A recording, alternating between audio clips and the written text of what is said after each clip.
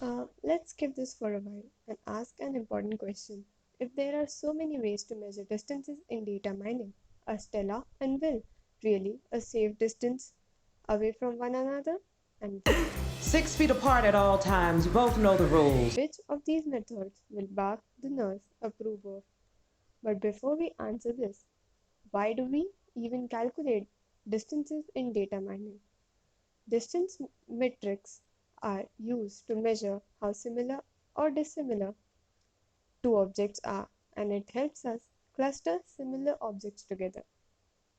Moving on, today I'm going to recommend you read 5 Feet Apart.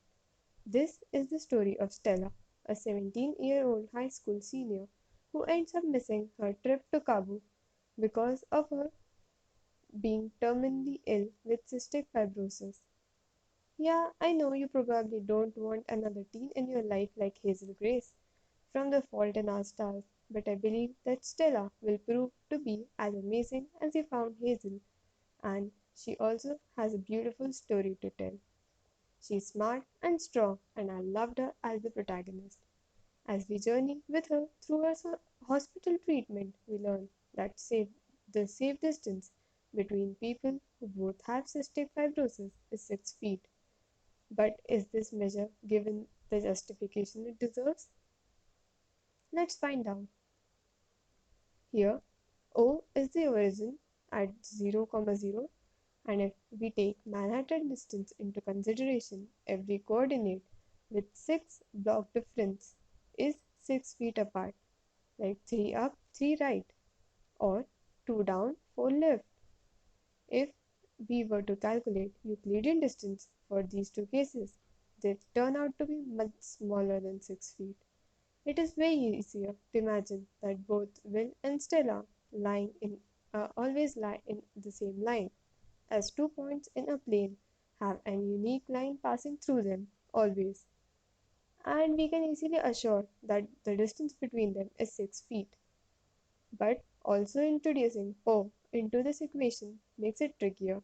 Now, these three can't always lie in one line in a 2D plane, proving that knowing coordinate geometry is helpful.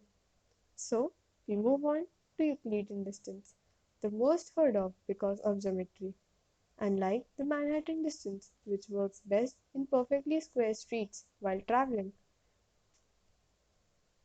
we see Euclidean distance and we trace out a circle which assures 6 feet distance between the origin and the line describing the circle. But there's more. Now we move on to Minkowski distance. Here, the value of p can belong from 0 to tending infinity, but the 0th p equal to 1 case is the Manhattan distance and p equal to 2 case is the Euclidean distance.